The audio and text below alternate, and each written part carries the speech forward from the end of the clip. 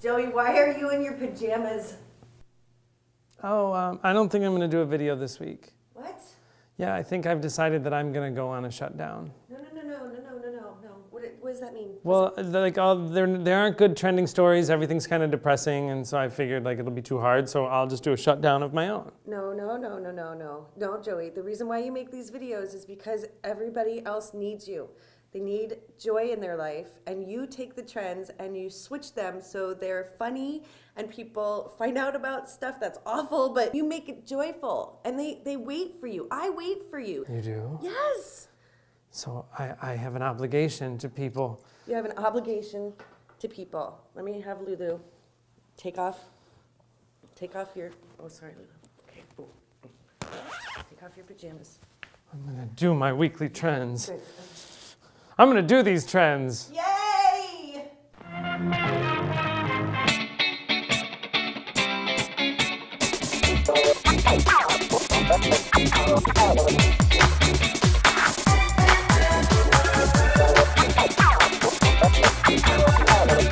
You know what? Christine is right. We can't get bogged down in all the bullshit. We have got to be like this puppy.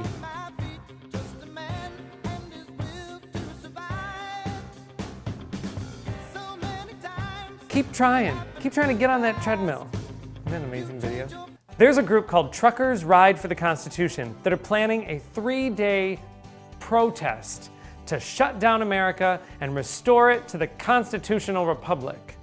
Their plan is to drive down to Washington, D.C. and clog up 3 lanes of Interstate 495, the capital Beltway. And they are gonna shut down the city and then by turn shut down the nation.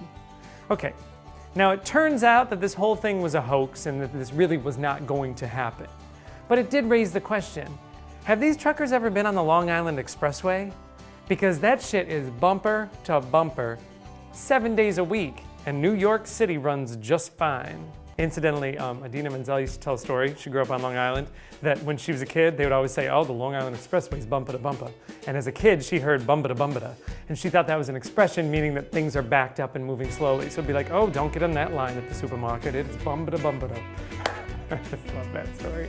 Okay, in news that is really not news, the Baywatch cast recently had a reunion, and they revealed, that there was a weight loss clause in their contract saying that they could not fluctuate more than 5 pounds either way. I'm sorry, are we surprised by this? Like, these were not trained Shakespearean actors. This was Baywatch. They had one job, and that was wear a swimsuit. Did you ever pay attention to any of the dialogue on Baywatch? Was there dialogue on Baywatch? I'm embarrassed that that one's trending. Can we just pretend like that last segment did not happen? There's a new drug called Crocodile, and it's a street drug, and it's made from, I think, paint thinner. Basically, whatever it is, it's something that you do not want to be ingesting, but it is kind of like a poor man's heroin. It's rising in upper middle class teenage girls, I think in like the Chicago suburb area. It is causing their skin to fall off, and actually it's causing, it's causing their body to fall off the bone. That makes me a little bit sick. It's called Crocodile, don't do it. Stay in school. This is a great video that circulated this week. That was actually a little sneak promotion for the remake of the movie Carrie that'll be out in theaters this month. It was all set up. A girl in a coffee shop gets mad at a guy who spills coffee on her laptop, and she all of a sudden starts to freak out and blast him with her telekinetic powers. Just get away from me! And she flies him up against the wall, and then all the chairs start moving and books start flying off the wall. And most of the people in the coffee shop are all actors, but they do keep the camera, in candid camera style, on a few innocent bystanders. And it is hysterical. And I have to say, and this is not racist, whenever you give a disclaimer like that, you know somebody's in trouble. But the best reactions come from the African American women and the gays.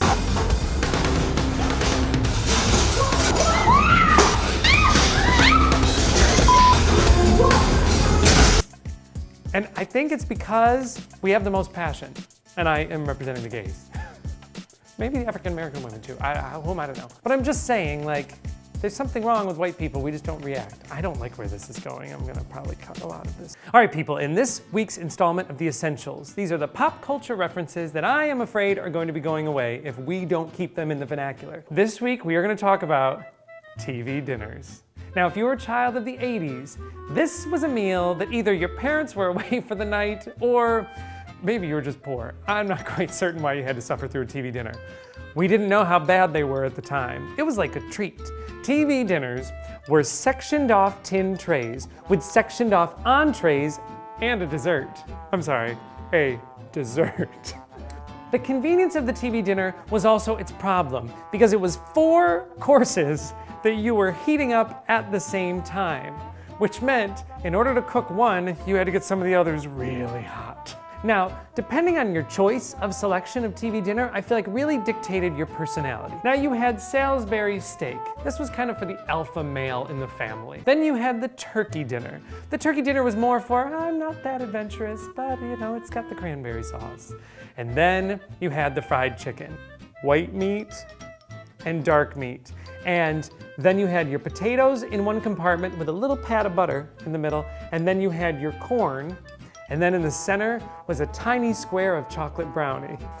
In order to get the potatoes beyond freezing crystals, you had to scald the fried chicken to the point where the closer you got to the bone, you were in danger of leaving flesh on your TV dinner. Let's not even talk about what the brownie looked like by the time the corn got warm. TV dinners are a part of our childhood, whether we like it or not. In fact, when I think about the moment when I became a man, it has nothing to do with like the typical, you know, like I climbed a tree or rode a bike or anything. It was really like I started getting the hungry man meals as opposed to the little ones. Like that's when I was like, I'm a man in this world.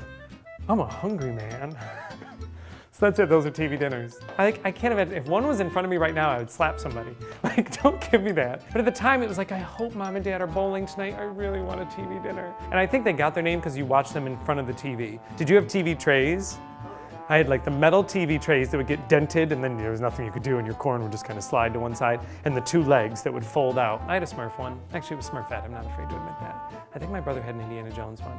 Too much information. It's what I'm full of. All right, that's it. These are the essentials. I like this segment. I hope other people do too. I feel like Lulu's starting to be bit by the bug because every time I pick her up, she just starts to put her face right into the microphone. And now she's not gonna do it. Nice. Way to make a liar out of me. Oh, she did it. She did the leg. I love it. It's pretty much what I live for.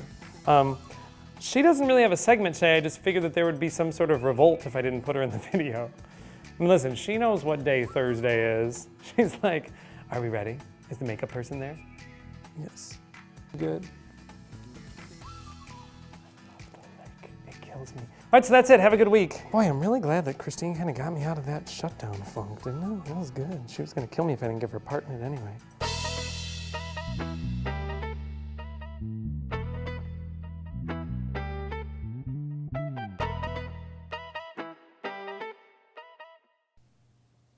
All right, here's...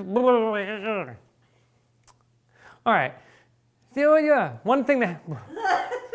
I don't know how to start. It's here, but I can't get it out here, so you can watch it there.